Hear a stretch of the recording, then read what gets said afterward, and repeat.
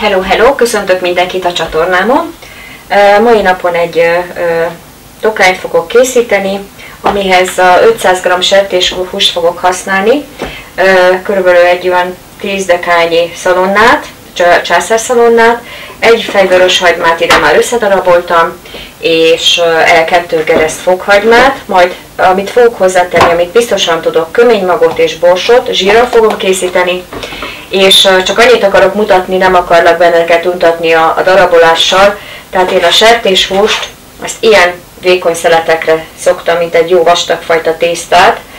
Egyrészt azért, mert hamarabb is megföl, meg gusztusosabb lesz a tányéron, hogyha meg hát egyszerűbb is a fogyasztása, tehát hogy tészta és hús egyenlő arányba kerülhet bele a kanálba, vagy a villára, és akkor hát ezt nem nagyon mutatom tovább, de majd amíg jövök még a végeredménnyel.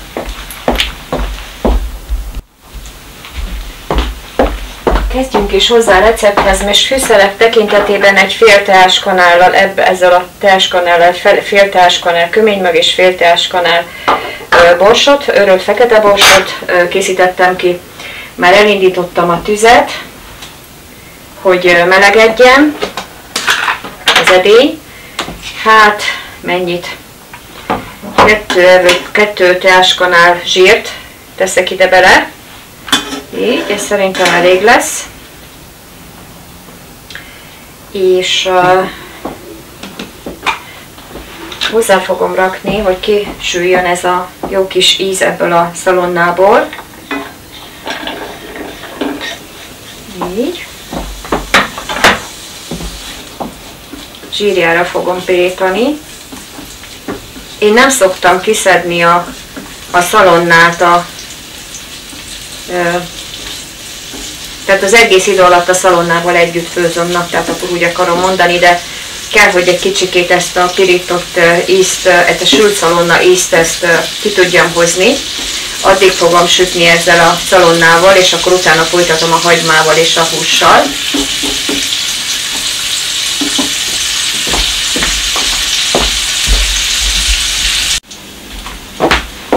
Most akkor a szalonnánk szépen megpirolt, és most hozzáadom a hagymát és a fokhagymát. Ezzel már nem nagyon pirítom oda, csak egy kicsikét így meg üvegesre hagyom. Így.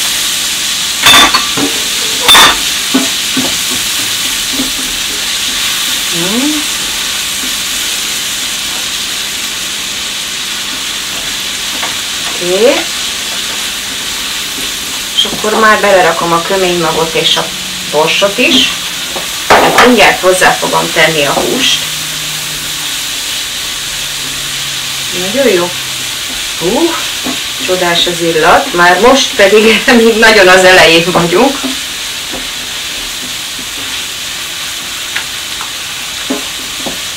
Így.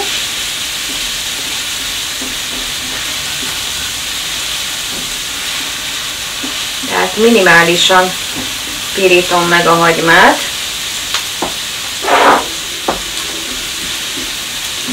Sőt, inkább csak dísztelen, mondjuk így. Mert nem akarom, hogy a szalonna tovább süljön. Jó, és akkor most hozzáadom a húsit. Szép kis vékony szeletekre földarabolt húsikát.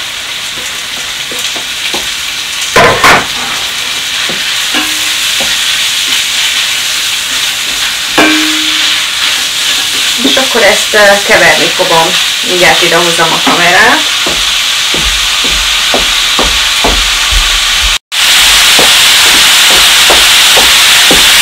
Ezt így szépen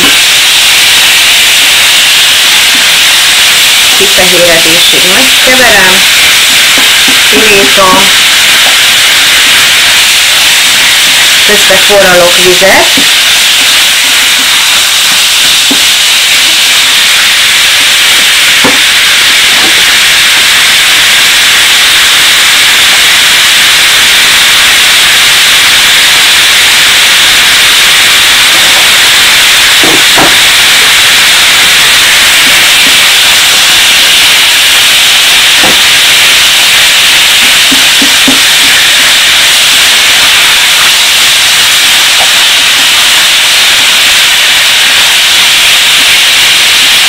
egy ilyen 5 percig, körülbelül 5-10 percig hagyom, hogy itt lassan kifehéredjen.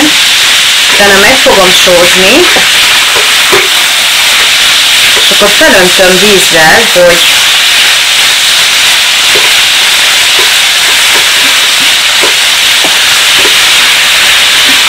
ez teljesen puhára kell, hogy följön ez a husi. Minek az idejét nem tudom megmondani, mert ugye nem tudom, hogy milyen idős volt ez az állat, amiből készült ez a hússzelet.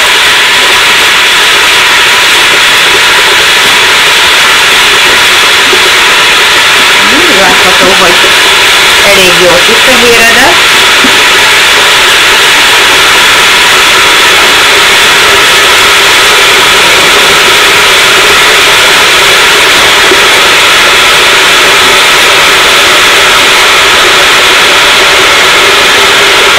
Színe miatt teszek hozzá 1 teáskanál paprikát, illetve 2. Ja, igen, sót akartam belerakni, abból teszek 2 teáskanállal egyelőre, és akkor hát majd megkóstolom, és már még rakok bele egy nagyon kevés vegetált, egy kopos teáskanál vegetált, egy csöpp csilit tekerek rá, nagyon keveset, így, és akkor ez mehet maradhat a főzésben. Most fel is öntöm vízzel, forró vízzel, ilyet szaftot szeretnék majd kapni, úgyhogy egyelőre úgyhogy ellepje, és akkor hát lehet, hogy majd kell még pótolni a vizet.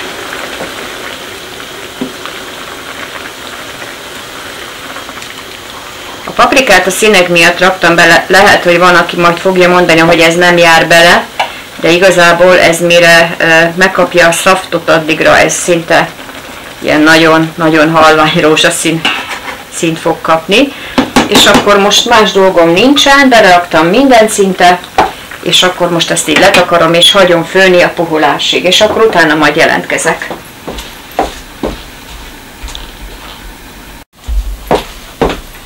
Mutatom, hogy a tempója, hogy milyen tempóba kell, hogy főjön. Van egy olyan szabály, hogy a lassan főzött étel finomabb. Lehetne nagyobb kakaón is főzni, de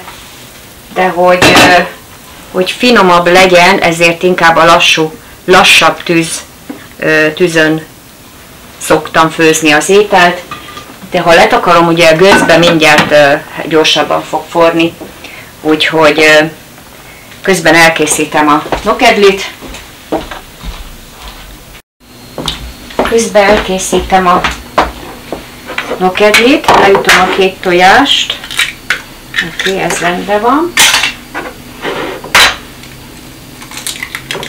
Ez is rendben van. Hoppá! Oké. Beleöntöm ide az edénybe. Picit eldolgozom. Teszek hozzá egy pici sót.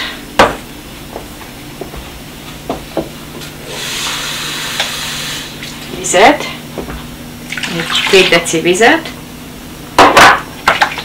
Oké, és akkor amennyi lisztet felvesz, hát számolom 1, 2, 3, 4, 5, 6, 7, 8, 9, mondjuk egy ilyen 10 kanál víz. Nem fogom keményre hagyni, hanem ilyen lágyra, mert könnyebb a nokedlinak a szaggatása. Egyrészt, mert van benne elegendő tojás, de a 10 kanál liszt az kevés ebben az esetben, kell még hozzátennem 11-12 kanál liszt. Igen, és most akkor már meg is kaptam a jó állagot. Igen, tehát nem kemény, és a nokedli tésztának van egy olyan titka, hogy nem kell, hogy hagyjuk állni, hanem azonnal, ahogy felforrt a víz, ilyen állagunk van, ahogy felforrt a víz, és nem kell kidolgozni sem. Ezek a tippjeim a nokedlival kapcsolatban. úgyhogy mindjárt jövök a főzéssel.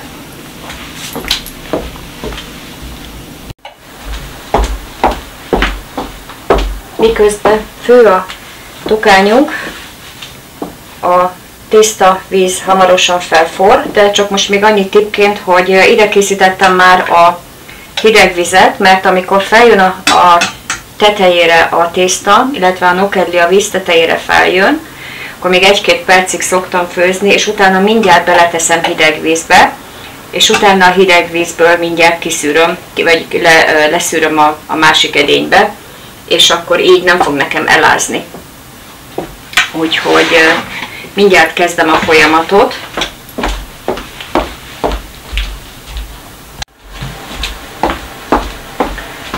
Akkor a vízünk felforrt, és akkor nagyon jó, hogy kitalálták ezt a szilikonos kanalat, mert erre nem ragad rá, és rugalmas, újabban ezzel nyomogatom le a tésztát.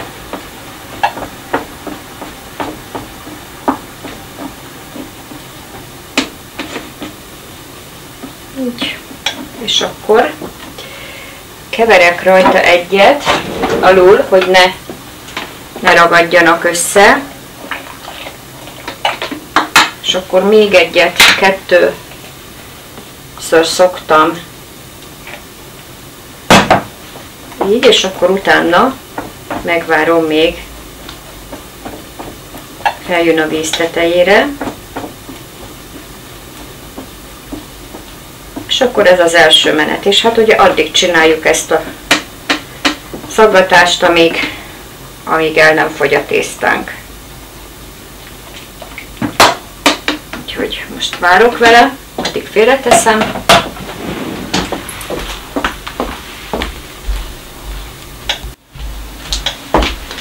És akkor most megvártam, míg az utolsó darabig feljön, az utolsónak is fel kellett jönni a víz tetejére, tehát, és hát látszik is a tésztán, hogy egy picikét megnőtt a nokedli, és akkor ide belerakom mindjárt a hideg vízbe, mindet kiszedem, mert amikor benne hagyom, addigra, mire végére érek, akkor nagyon elázik, és ilyen nekem nem tetszik úgy. Ezért én szoktam hagyni egy kicsit, hogy hadálljon ebbe a hideg vízbe. Közben csinálok egy másik kanyart. Sőt, ez most már bele is fér. Ez 2 személyre készül ez az ebéd, vagy vacsora. Úgyhogy az adagokat is annak megfelelően mondtam. Lehet kisebb, tehát amikor ezzel a lapáttal szaggatom, akkor kicsikét hosszabbak lesznek, mert ugye nem olyan gyorsan vágja el. Most megpróbálom kanállal, akkor gyorsabban el tudom vágni, és akkor rövidebbek lesznek. Attól függ, hogy ki milyet szeretne.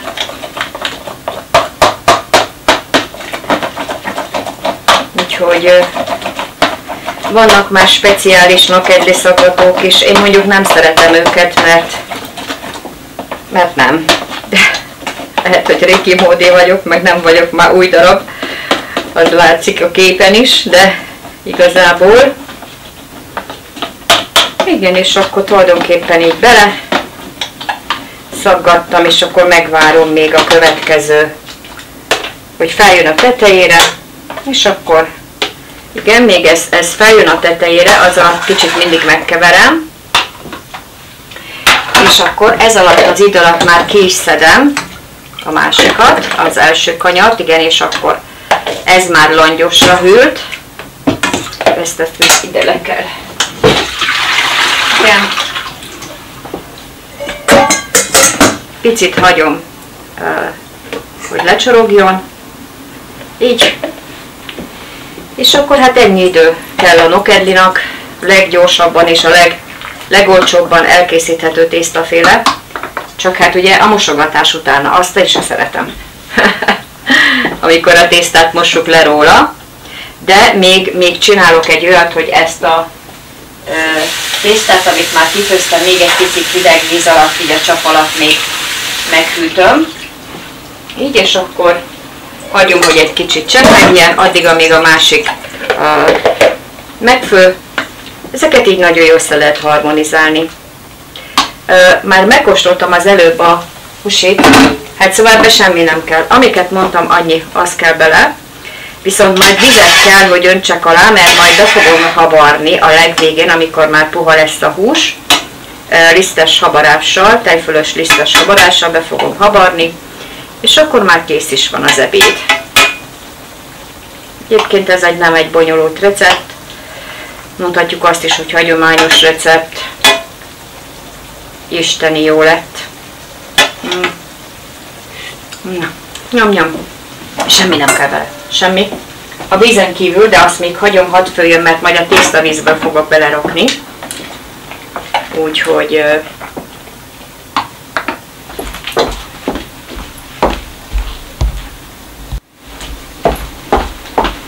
és elkészült a második kanyar. Kiszedem. Így.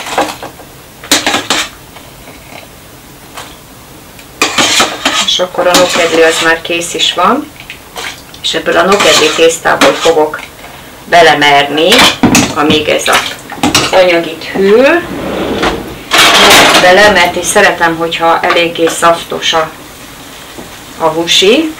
Tehát mondjuk belemerek mindjárt így 2 merőkanállal, meg úgyis fog elfőni belőle, 2,5-lel. Úgyhogy, meg hát ugye majd a habarással lehet szabályozni, hogy milyen sűrű legyen. Oké. És akkor ez már most így kész is van.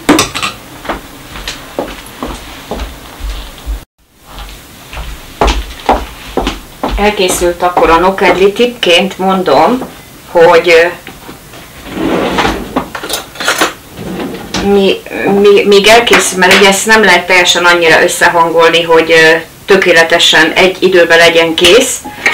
Én szoktam mindig egy kicsi olajat tenni a nokedlira, hogy ne álljon össze.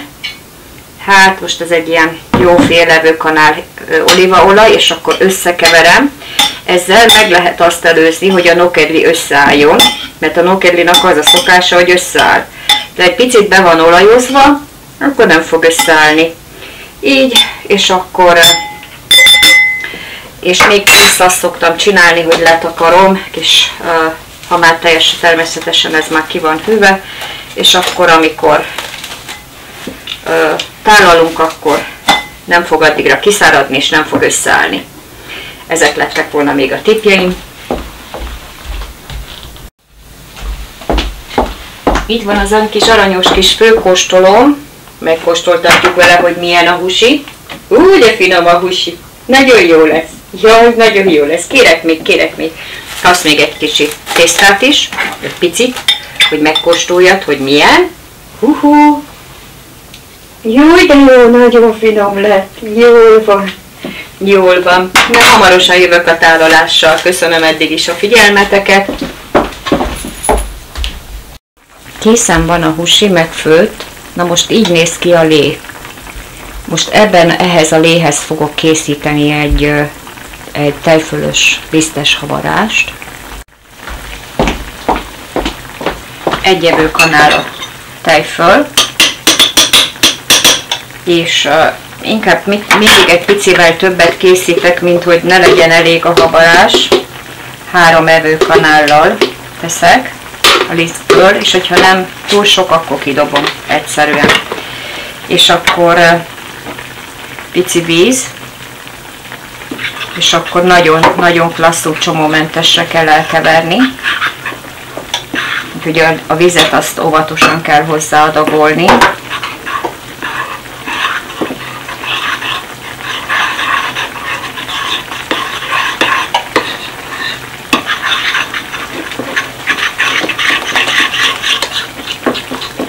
Tökéletesen csomómentesre kell.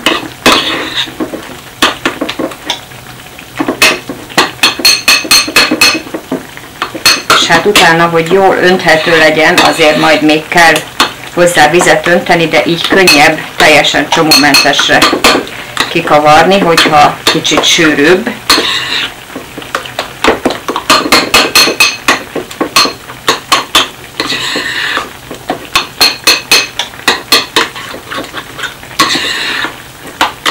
mert ugye, hogyha nem csomómentes, akkor az nagyon nem szépen mutat a szaftban.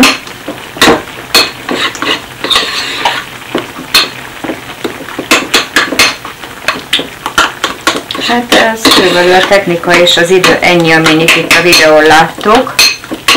Szerintem már eléggé homogén lett, úgyhogy most még teszek bele egy kis vizet. Hát ez olyan mekkora 2 decis pohár lehet körülbelül a 3 evőkanál liszthez és az 1 kanál tejfölhöz nagyjából úgy 2 deci víz kell, hogy ne egy ilyen nagyon sűrűn kerüljön bele a lébe, hanem ilyen híg állapotba, mert akkor egy technika, ez csak technikailag.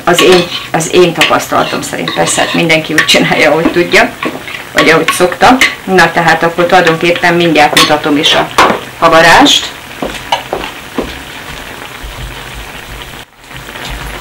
Jó. Akkor tulajdonképpen a húsunk megfőtt. Így. És akkor egy nagyon csöpplevet teszek ide ebből a havarásos lébe, hogy ne legyen annyira hideg. És akkor elkezdem hozzá önteni, belecsorgatni, de lassan. És kövergetem állandóan, hogy így. Kezdi felvenni már a szaftot, és még csak a felénél tartok, de még öntöm. Az a lényeg ennek, hogy azért legyen sűrű, tehát ne legyen ilyen híg. Tehát kevesebb kellett, mint amennyit mondtam, de hát én mindig azt szeretem, hogyha elegendő mert utána már nagyon macera még egyszer csinálni. Így. Így néz ki. És akkor hamarosan tálalunk. Még ezt egy 5 percig főzöm, mert a lisztnek is meg kell főnie. Ez nem kukorica keményítő, hogy azonnal lehet elzárni a tüzet.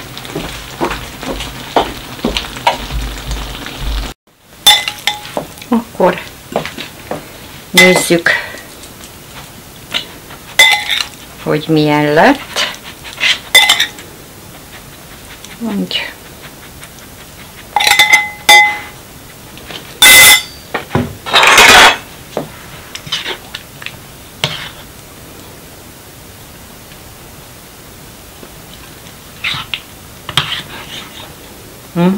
Neked már finom, ugye?